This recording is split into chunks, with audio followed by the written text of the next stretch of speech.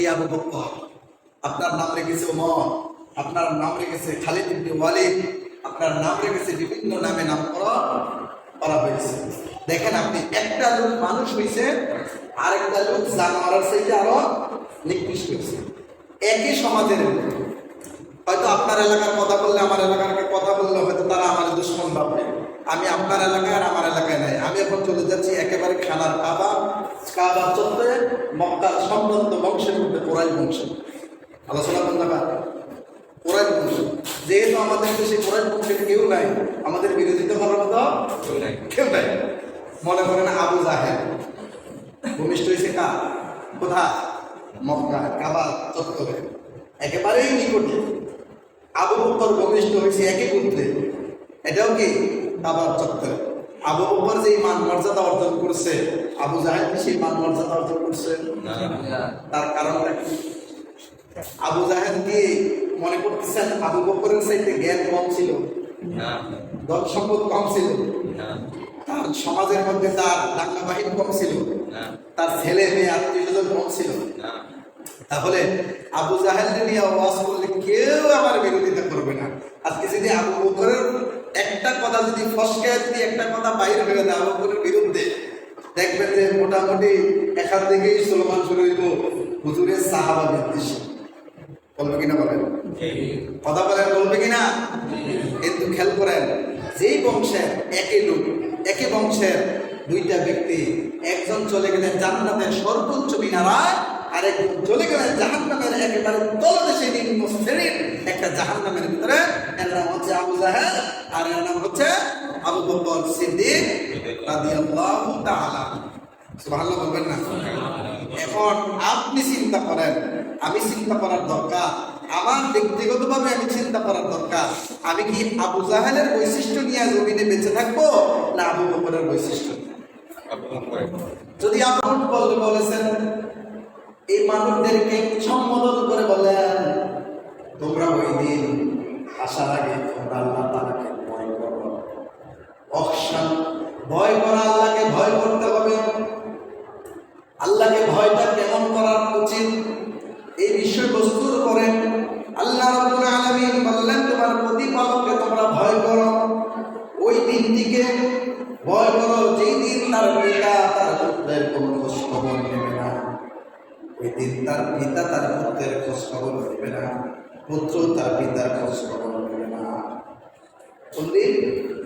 ওই দিনটা, ওই দিনকে তোমরা ভয় করো, তোমাদের রবকে তোমরা ভয় করো, যেদিন জন্মদাতা পিতা তার সন্তানকে বলে যাবে।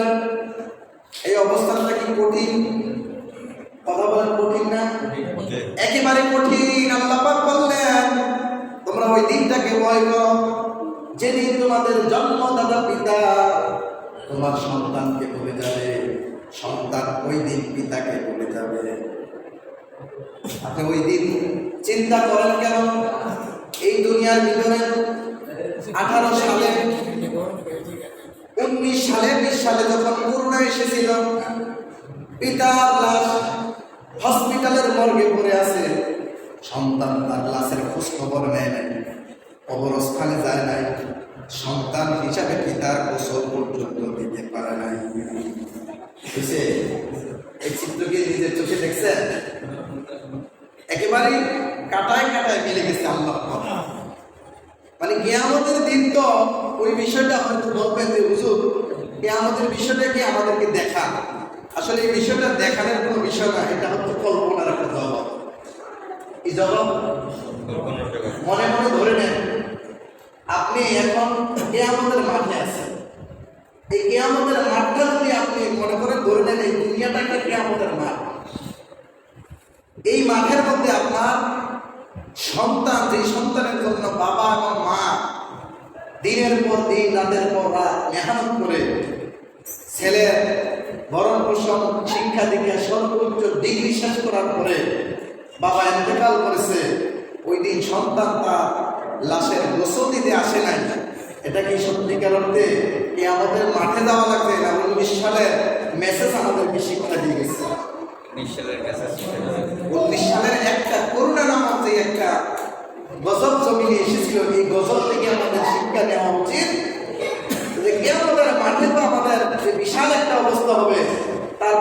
যুগার কোনো ইমাম সাহেব, কোনো আলেম ওলামা নবী রাসূলরা এই জমিনে আর বয়ান করার সুযোগ পাবে না।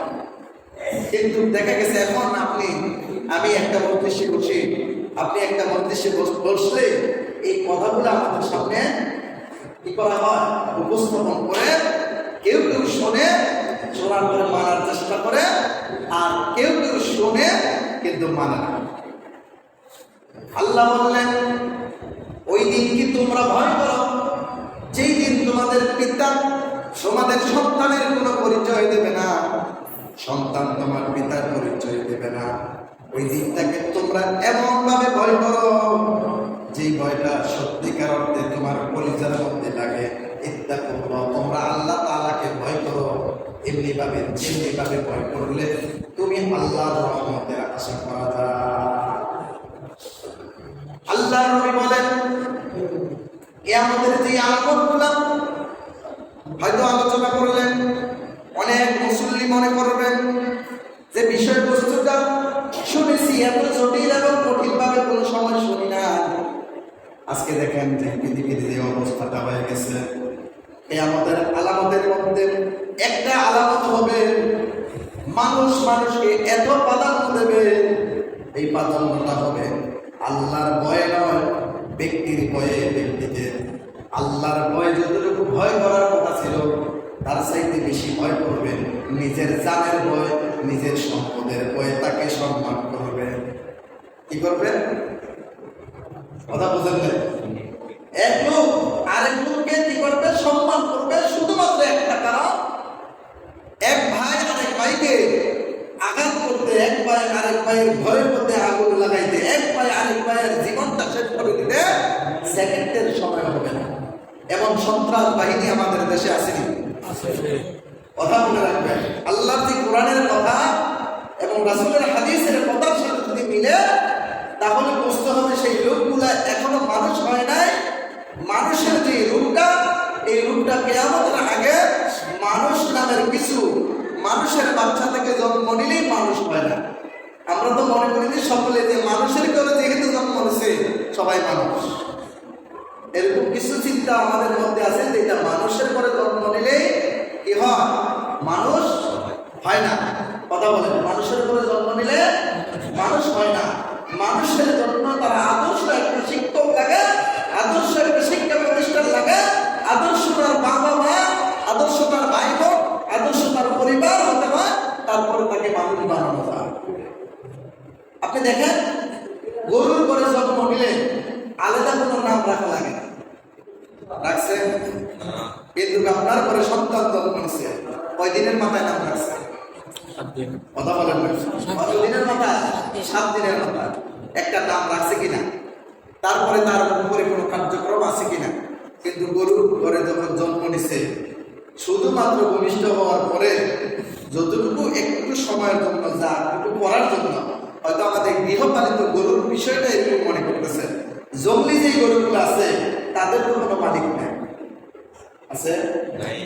কিন্তু ওই গরুগুলার নামও রাখা হয় নাই, তার যে নাভি কাটার বিষয়টা, নাভি কাটারও প্রয়োজন হয় নাই, খুরা কাটার প্রয়োজন, খুরাও কাটে নাই। কিন্তু হয়তো ভাবতেছেন আমার ঘরের যে গরুটা, এটা আমি মালিক হিসাবে সাময়িক সময়ের জন্য মালিক হিসাবে তার খুরা কাটা, তার মুখের মধ্যে পাঁচওয়ালটা যেন ঠিক রাখার জন্য কিছু খড়কুটা বেঁধে দেয়া, আধা ঘন্টা পরে গরুর বাচ্চা দাঁড়িয়ে মায়ের সাথে খেলা করতেছে। কিন্তু জঙ্গলি যে গরুগুলো আছে, যে প্রাণীগুলো আছে, হিংস্র জানোয়ারগুলো আছে, তার দায়ী ব্যক্তিকে কোনো মানুষের ধরা ছোঁয়ার প্রয়োজন হয় না। এর জন্য দায়িত্ব কে নিয়েছেন? আল্লাহ। আপনাকে এটা বোঝানোর জন্য বলছি, গরুর করে জন্ম নিলে গরু হয়ে যায়, 2 বছর পরে তাকে কুরবানির জন্য প্রস্তুত করা হয়। কিন্তু আপনার মানুষের করে জন্ম নেওয়ার পরে 2 বছর পরে বা 10 বছর পরে তাকে এরকম একটা আপ টু ডেট শিক্ষায় শিক্ষিত করা সম্ভব না? আরো অনেক দিন সময় লাগে। একটা গরুর বাচ্চা আধা ঘন্টা পরে দেখবেন দৌড়াদৌড়ি উঠে যায়, লাফাচ্ছে, খেলাচ্ছে, খাবারের চেষ্টা করতেছে। একটা মানুষের বাচ্চা ভূমিষ্ঠ হওয়ার পরে কতদিনের ভিতরে লাফালাফি করে? প্রায় 2 বছর। দেখেন, মানুষের বাচ্চা প্রথমত ভূমিষ্ঠ হওয়ার পরে তার ডান কানে আজান, বাম কানে কি এখন কথা বলেন না ডাক্তার নাকি? আচ্ছা, আপনি যে মানুষ তার প্রমাণটা আপনি জন্ম থেকে শুরু হয়েছে। তার পূর্বে যদি আপনি একটু চলে যান, আপনার মা এবং বাবার বিবাহ সাথীটা শরীয়ত সম্মত 2-4 জন সমাজের গণ্যমান্য ব্যক্তি এবং 2-1 জন আলেম ওলামা থাইকা বিবাহ বন্ধনটা সম্পূর্ণ হয়েছিল কিনা? হয়েছিল। কিন্তু আপনি দেখেন, আপনি যে মানুষ, তার প্রত্যেকটা জায়গায় আপনি চিন্তা করলে এমন একটা জায়গা পাবেন না যে আপনি মানুষ আপনার শ্রেষ্ঠত্ব প্রকাশ করার জন্য কতটা জায়গায় সাক্ষী প্রমাণ রেখে দিয়েছে। কিন্তু গরুর ঘরে জন্ম নিছে, কোন গরু তার বাবা এটাও তার কোনো গ্যারান্টি নাই। কথা বলেন না? নাই। মুরগির ঘরে জন্ম নিছে, মুরগির বাবাকে তার কোনো গ্যারান্টি নাই। কিন্তু আমার আপনার কি গ্যারান্টি আছে? কথা বলেন না কেন? এক মসজিদে বিপদে পড়ে গেছিলাম এই আলোচনা করতে যাই। বিপদে পড়ছি, সমাজের মধ্যে তো ধরেন হরেক খ্রিস্টানের লোক থাকে, যেমন হরেক মাল দোকানের মধ্যে হরেক রকমের কি থাকে? মাল থাকে। সমাজে কিন্তু এরকম হরেক রকমের লোক থাকে। আমি তো আর ওই সমাজের ব্যাপারে জানি না। ছেলে জন্ম দিছে, কিন্তু ছেলে হিসাবে স্বীকৃতি দেয় না বাবা। সমাজ তার উপরে অনেক চেষ্টা করেছে, তারপরেও সে কি করেছে? ভাই লোক কিনে চলেছে। আমি যখন আলোচনার পরে এই লোক কাঁদতেছে আর বলতেছে হুজুরের ওয়ালটা আজকে আমার উপরে উঠছে। আসলে অপরাধ যে যেখান থেকে করতেছে, এই কথাগুলো যখন শুনে তখন তারা ভাবে যে আমার ভিতরে করছে। আসলে হুজুরের কোনো বলা কিচ্ছু নেই। কোরআন এবং হাদিসে আসছে, এই কথাটা হয়তো আমাদের কাছে আবার রিপ্লাই করে বারবার এই কথাটা কি হচ্ছে? বলে দেওয়া হচ্ছে। আর বাইরে কোনো কিচ্ছু না। এগুলো কিন্তু 1500 বছর পূর্বে আমার আপনার নবী, বিশ্ব নবী মুহাম্মদ রাসূলুল্লাহ সাল্লাল্লাহু আলাইহি ওয়াসাল্লাম বলে গেছেন। এখন দেখেন, আমরা যে মানুষ হলাম, এই মানুষের মধ্যে প্রথমত বিবাহ সাথী থেকে শুরু করে আমার আব্বা এবং আম্মা, আমার দাদা এবং দাদি, এটা সামাজিকভাবে সম্মতভাবে সুন্দরভাবে চেইন অফ কমান্ড করে আসছে। আমাদের জন্মটাও এভাবে একটা সিস্টেমের মধ্যে আসছে। আসার পরে আমাদের একটা নাম রাখা হয়েছে। 7 দিনের মাথায় আমাদের আকিকা হয়েছে। আমাদের মাথা মুন্ডন করে আল্লাহ রাস্তায় কিছু সদকা করা হয়েছে, যাদের তৌফিক অনুযায়ী করা হয়। এটার মধ্যে এমন কোনো আহামরি কারণ কিচ্ছু না। যাদের তৌফিক অনুযায়ী কি করা হয়। কেউ খাসি জব করে, কেউ সাকি জব করে, কেউ বেড়া বকরি ধুমবা, কেউ ওট বড় বড় গরু, এটা করে। এটা হলো তার অর্থের উপরে, সামর্থ্যের উপরে, তার মনের উপরে। এরপরে এই ছেলে হোক আর মেয়ে হোক, তারা আস্তে আস্তে লজ্জা কি জিনিস এটা বোঝানো লাগে কিনা? কথা বলে না? পোশাক পরানো লাগে। পরিবেশে যাওয়ার সময় বলে বাবা পোশাকটা পরে আসো, প্যান্টটা পরো, শার্ট পরো, এগুলো বলা লাগে। জন্ম নেওয়ার পরে এই যে জন্মের পোশাক পেয়েছে, কুরবানি ঈদের দিন পর্যন্ত এই পোশাকের উপরে তো তাদের জবাই করা হয়। কেউ কথা বলে না? এই পোশাকের উপরে তো তাকে জবাই করা হয়। আপনি যে মানুষের করে জন্ম নেন, আপনার নাম রেখেছে আব্দুল কুদ্দুস, আপনার নাম রেখেছে কি আবু বকর, আপনার নাম রেখেছে ওমর, আপনার নাম রেখেছে খালিদ ইবনে ওয়ালিদ, আপনার নাম রেখেছে বিভিন্ন নামে নামকরণ করা হয়েছে। দেখেন, আপনি একটা লোক মানুষ হয়েছে, আরেকটা লোক জানোয়ারের চাইতে আরো নিকৃষ্ট হয়েছে।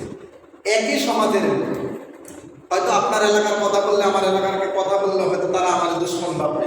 আমি আপনার এলাকায় আর আমার এলাকায় নাই। আমি এখন চলে যাচ্ছি একেবারে খানার কাবা চলতে মক্কার সম্ভ্রান্ত বংশের মধ্যে কোরাইশ বংশ। আলোচনা করতে পারে কোরাইশ বংশ। যেহেতু আমাদের দেশে কোরাইশ বংশের কেউ নাই, আমাদের বিরোধিতা করার মতো কেউ নাই। মনে করেন আবু জাহেল ভূমিষ্ঠ হয়েছে কোথায়? মক্কা কাবা চত্বরে, একেবারেই নিকটে। আবু বকর ভূমিষ্ঠ হয়েছে একই পুত্রে, এটাও কি কাবার চত্বরে। আবু বকর যে মান মর্যাদা অর্জন করছে, আবু জাহেল কি সেই মান মর্যাদা অর্জন করছে? তার কারণটা কি?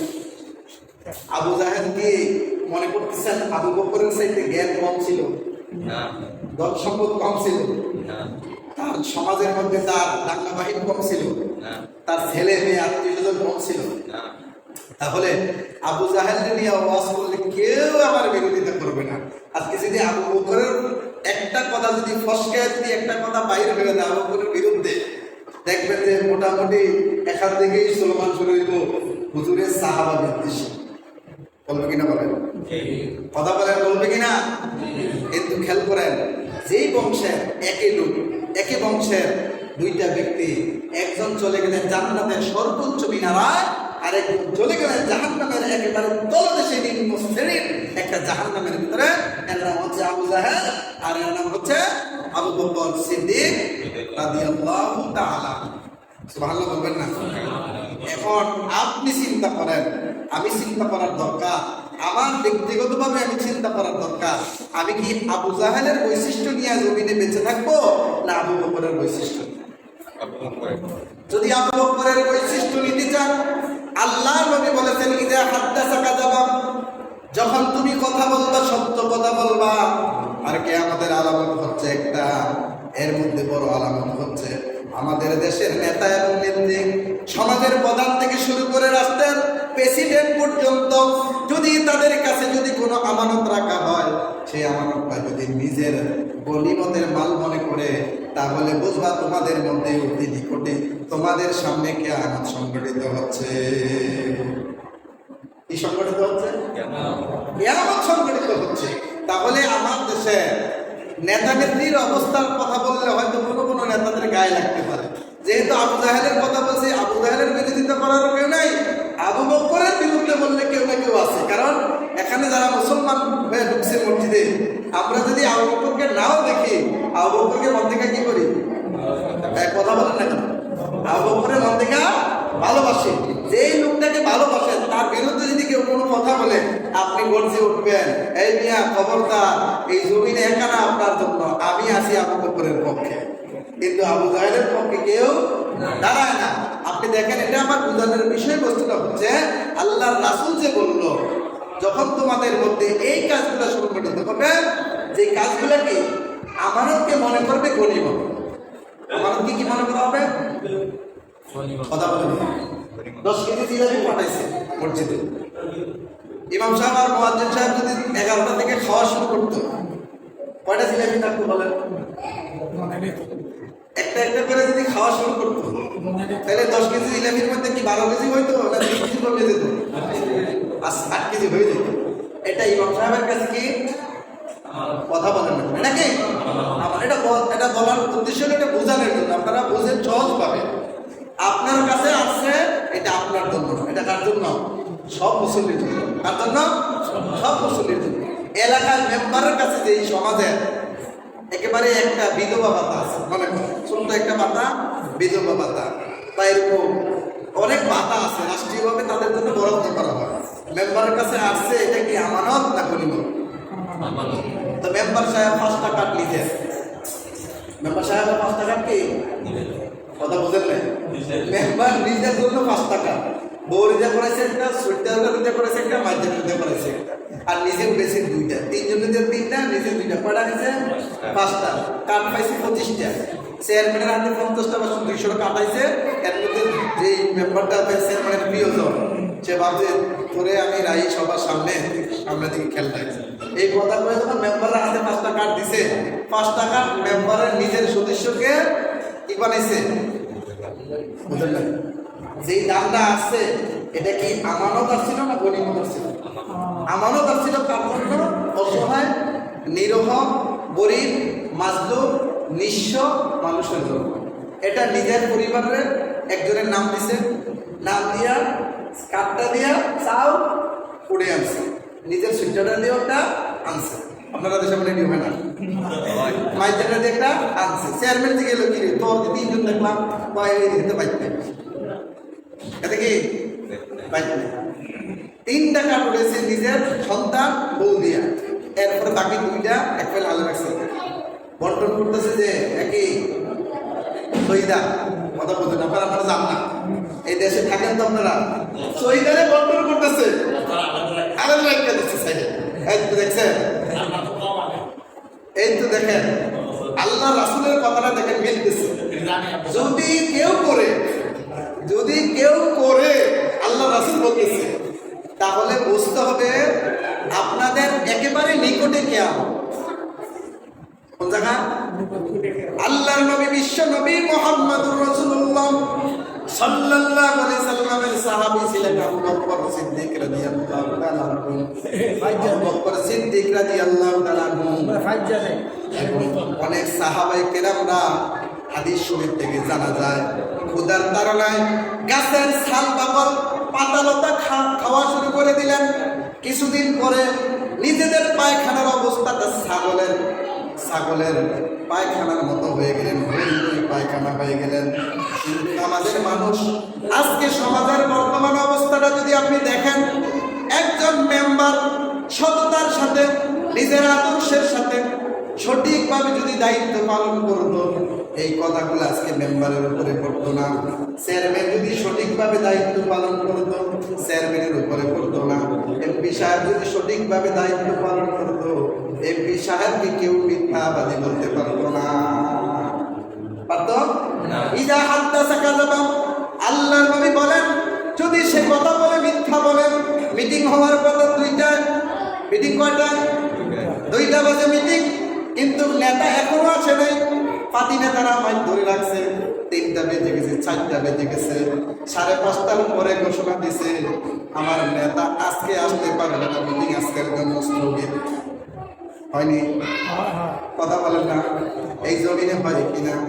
আল্লাহর নবী বলেন, যখন কথা বলবা মিথ্যা বলবা, ওয়াদা করলে খেলাপ করবা, ওয়াদা ভঙ্গ করবা, তাহলে বুঝতে হবে সেই লোকটা কিয়ামত তার সামনেই নিকটস্থ হয়ে যাচ্ছে এবং সেই লোকটা মিথ্যাবাদী হিসাবে এই জমিনের মধ্যে স্বীকৃতি পেয়ে যাচ্ছে। এই নেতা কিছুদিন পরে, এতেকালের পরে, তার কর্মীরা যদি জিজ্ঞাসা করা হয়, নেতা তো মারা গেছে, কর্মীরা জিজ্ঞাসা হ্যাঁসাই করছে, কারণ নেতার কথায় বারবার ধরা পড়ছে নেতা মিথ্যা কথা বলেন না। মিথ্যা কথা বলার কারণে মৃত্যু নিয়েও দেখা গেছে আমাদের আজকে বর্তমান প্রেক্ষাপটে ফেসবুক, ইউটিউবে এরকম গুজব ছড়াচ্ছে। ছড়া কিনা বলে কেউ কথা বলে না, কয়েকদিন কাম করছে, দেখতে ইন্না নিল্লা, এরপর কিছুক্ষণ পরে বলতেছে নেতা আছে, নেতা এখনো মরে নাই। তাইলে নেতার যে কর্মীরা ফেসবুকে স্ট্যাটাস দিল, এই স্ট্যাটাসে আর হাদিসের সাথে মিলছে কিনা বলেন? কথা বলে বোঝেন নাই? এই লোক হসপিটালে গেছে, কিংবা ঘরের পাশে দেয়ালের সাথে ধাক্কা খাইয়ে একটু হয়তো আঘাত পাইছে, ফেসবুকে স্ট্যাটাস দিছে কি নেতা ইন্তেকাল করছে, সিরিয়ালে ইন্না। আসলে কি এটা কি সম্পর্কে কি সত্য না মিথ্যা? আল্লাহর নবী যে বললেন, যখন তুমি কথা বলবা মিথ্যা বলবা। ইমাম সাহেবরা কি মিথ্যা কথা বলছে বলে? আপনারা যে এই যে আধা ঘন্টা হয়েছে আইসা পড়ছে, কোন কথাটা মিথ্যা বলছে? একটা কথা যদি মিথ্যা পান, তাইলে কি ইমামরা আর ইমাম বানবেন? কথা যদি আমি 70 বছরে আমি বয়স হলাম, আপনার মানে 62 বছর খাইলে 62 বছর এই ওই কথাটাই তো বলতেছি। আপনার অরিজিনাল ভাবে কি হয় নাই? পশুক্তি হয় নাই, আপনার পশুক্তি হয় নাই। কথা বলেন, আমার চাইতে গেটগুলি সবাই আমি যেভাবে বোঝাচ্ছি আপনারা কিন্তু অবশ্যই সবাই বুঝতে পারছেন। 65 হওয়া লাগবে না, আমার বয়স হয়তো 65 হয়েছে, কিন্তু আমার কিন্তু অভাব নেই। আমার ছেলেরাও প্রতিষ্ঠিত, আমার মেয়েরাও কি, আর কথা বলেন না, আমার ছেলেরাও প্রতিষ্ঠিত, মেয়েরাও প্রতিষ্ঠিত। আমি এটা না খাইলেও আমার চলবে, কোনো দিক থেকে আমার অভাব হবে না। আমি যদি রাষ্ট্রের প্রতি সহানুভূতি হই, আমি যদি রাষ্ট্রকে একটু ইহসান করি যে আমার মতো কত অসহায় মানুষ আছে, আমার প্রয়োজন নাই, আমার চাইতে আমার পাশে যারা গরিব আছে, আমার কার্ডটা ওনার নামে করে দাও, উনি আজ থেকে আল্লাহর রাস্তে আমার দাঁতটা সে নেবে, তাহলে সব বেশি করে কমে, বেশি হতো। কিন্তু আমরা 60 হয় নাই, বয়স 60 হয়েছে না, কিন্তু আইডেন্টি কার্ডটা কোনো রকম ক্যারানিলে ধরলে তো আইডেন্টি কার্ড লাগান ছাড়া করা যায়, সবাই জানে। মানে কেন্দ্র সচিব আরেকবার আবার সত্তর করে লেখা রাখছে সচিব, আমি ওদিকে কার্ড দিকে সচিব কোনের বললাম না, এবার চেয়ারম্যানের অফিসে সচিব। আগে ভাবতাম সচিব থেকে অনেক দামি একটা টাকা, এখন দেখছি সচিব আপনার করে তো সচিব যাই পরে খোঁজখবর লেগে দেখলাম প্রতিটা জন্ম নিবন্ধনের একটা বইয়ের জন্য 500 টাকা করে, 300 টাকা করে, 200, 500, 50, 100 যা বাড়তেছে তাই কমে। আসলে এটা হালাল না হারাম? এটা কি আপনারা বুঝালাম, আপনারা বুঝছেন? জি ক্লিয়ার বলছেন না অল্প বলছেন? ক্লিয়ার আমার দাদু ভাই যে আমাদের সম্মানিত সভাপতি ভাই উনি যে নস্বাদ করছে 65 হইলেই কি খাওয়া উপযুক্ত? কারণ আমার তৌফিক আছে, আমি এই রাষ্ট্রের সম্পদটা খাওয়ার চাইতে আল্লাহ আমারে এর চাইতে অর্ডার সম্পদ কথা বলতে দান করছে। আমার ছেলেরা মেয়েরা এটা কার সম্পদ? এটা কার দেওয়া? আমার যদি 4টা 5টা সন্তান হয়, সন্তানগুলো কার দেওয়া? আল্লাহর দেওয়া। তা আপনি 2000 টাকা 4000 টাকার জন্য মিসকিনের মতো রাষ্ট্রীয় ঘর পোশাকারে গিয়া বসেন, এটাও তো মুসলমানের আঘাত লাগানো, এটাও তো মুসলমানের মান সম্মানে আঘাত লাগার কথা, নিজের বিবেকে প্রশ্ন আসার কথা। আমার ছেলেরা হাই এডুকেটেড পার্সন একজন, আমার ছেলে মেয়েরা, আমার মেয়ের জামাইরা সমাজের মধ্যে একজন প্রভাবশালী লোক, সম্পদের অভাব নাই। আমার মতো ব্যক্তি যদি একটা সালানিয়া রাষ্ট্রীয় পোশাকারে যায়, তাহলে মান সম্মানে আঘাত আসার কথা কিনা? আর যদি যোগ্য হন খাবেন, এটা আপনার অধিকার। এটা আপনার কি কথা বলেন? এটা কি অধিকার। আর যদি আপনি সঠিকভাবে অধিকার আপনি হকদার না, আপনার বয়স হচ্ছে 60, বানাইছেন কত? 65, ক্যাবিনেটে দিয়েছেন কত?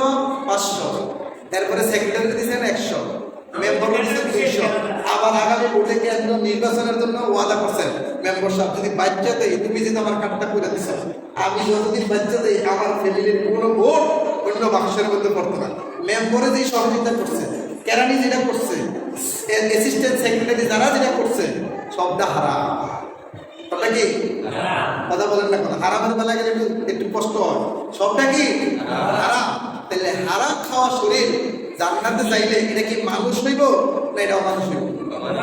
তাহলে মানুষের ঘরে যে জন্ম নিলে মানুষ হওয়ার জন্য যে প্রক্রিয়া, যে সিস্টেম, যে পদ্ধতি, যে আবিষ্কার, যে ফ্যাক্টরি, যে কলকারখানা, যে শিক্ষা প্রতিষ্ঠান, যে সুশীল সমাজ তৈরি করার কথা ছিল, আপনি সবগুলা পাওয়ার পরে মাঝখান দিয়ে শুধুমাত্র ঢুকাইছেন কি 60-এর জায়গায় কথা বলবেন 60-এর জায়গায় 65, 5 বছর বাড়াইয়া আর বেঁচে রইলেন ধরেন 10 বছর।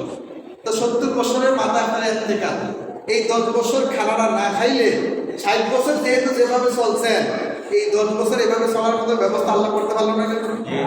10 বছর খানা খাইয়া আপনি আজীবনের জন্য মানুষের কাতারে নাম আছে না মানুষের কাতার?